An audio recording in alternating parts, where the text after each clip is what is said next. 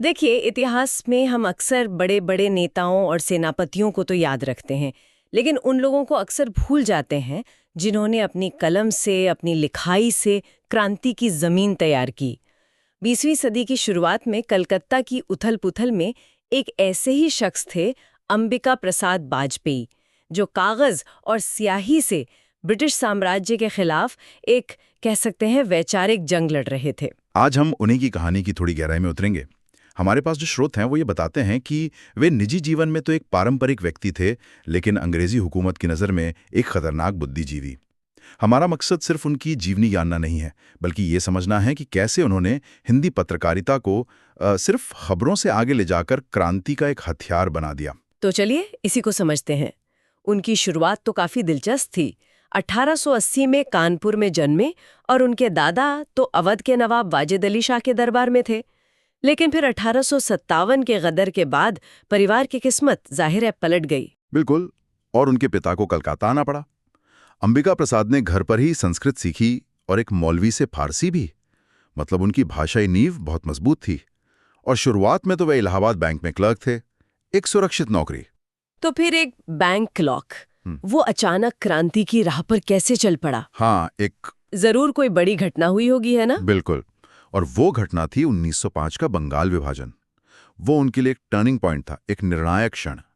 उस घटना ने पूरे देश को झकझोर दिया था और वाजपेयी पर इसका बहुत गहरा असर हुआ। और यहीं पर उन्हें वो 2 किताबें मिली थी, सही कह रही हूं मैं? हाँ, दादा भाई नौरोजी की un British rule in India, हाँ, और विलियम डिग्बी की प्रॉस्परस इंडिया। ये किताबें तो अंग्रेजों के आर्थिक शोषण का पूरा कच्चा चिट्ठा थी। एकदम।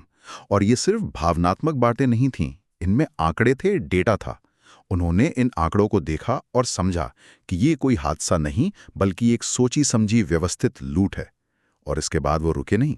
उन्होंने इंपीरियल लाइब्रेरी में दुनिया भर की क्रांतियों के बारे में पढ़ा। अच्छा, जैसे कि अमेरिकी, फ्रांसीसी, आयरिश। और उन्हें एक बात साफ समझ आ गई कि आज़ादी मांगी नहीं जाती, उसे तो छीनना पड़ता है। और इसी सोच के साथ उन्होंने वो सुरक्षित बैंक की नौकरी छोड़ दी और पत्रकारिता में आ गए। जी, 1905 में ही उन्होंने हिंदी बंगवासी में सब एडिटर के तौर पर काम शुरू किया और फिर अपना अखबार नरसिंह भी निकाला। वो कांग्रेस के नरमपंथी गुट, मतलब जो सिर्फ याचिकाओं और अपील की राजनीति करते थे, उनके बड़े आलोचक थे। उनके नायक तो थे लाल बाल पाल, जो पूर्ण स्वराज की बात करते थे। लेकिन उनका सबसे बड़ा योगदान तो शायद हिंदी पत्रकारिता को बदलने में था, क्योंकि सिर्फ लिखना ही काफी नहीं होता। उस समय की हिंदी पत्रकारिता की भाषा तो काफी जटिल रही होगी। बहुत ज्यादा संस्कृतनिष्ठ, आम लोगों के लिए समझना मुश्किल था। और यही वाजपेयी का सबसे बड़ा योगदान था।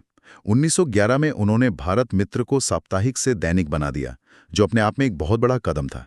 लेकिन उससे भी बड़ी बात, उन्होंने भाषा को सरल बनाया, ऐसी सुर्खियां दी जो ध्यान खींचें, और पन्नों का लेआउट बदला, उसे आधुनिक बनाया।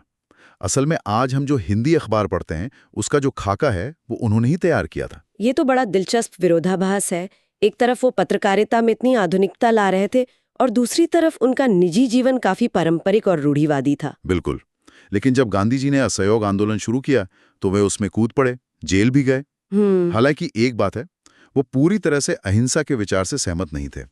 उनका मानना था कि लक्ष्य ज्यादा जरूरी है।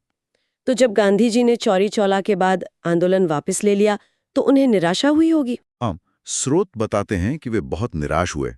उनके लिए आजादी की लड़ाई एक ऐसी आग थी जिसे पूरी जीत तक बुझना नहीं चाहिए था। तो अगर हम इन सबको समेटे तो हम क्या कह सकते हैं? अंबिका प्रसाद वाजपेयी सिर्फ एक पत्रकार नहीं थे। नहीं, वो उससे कहीं ज्यादा थे। वो भारतीय राष्ट्रवाद के उन वास्तुकारों में से थे जिन्होंने ये सिखाया कि प्रिंटिंग प्रेस भी एक तोप जितनी ही घातक हो सकती है। बिल्कुल।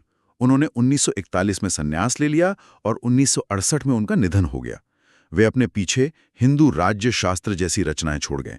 उनकी कहानी यही दिखाती है कि कैसे एक व्यक्ति अपनी परंपराओं में गहराई से जुड़ा रहकर भी एक क्रांतिकारी आधुनिकतावादी हो सकता है। और ये आज के लिए एक बहुत जरूरी सवाल भी छोड़ जाता है।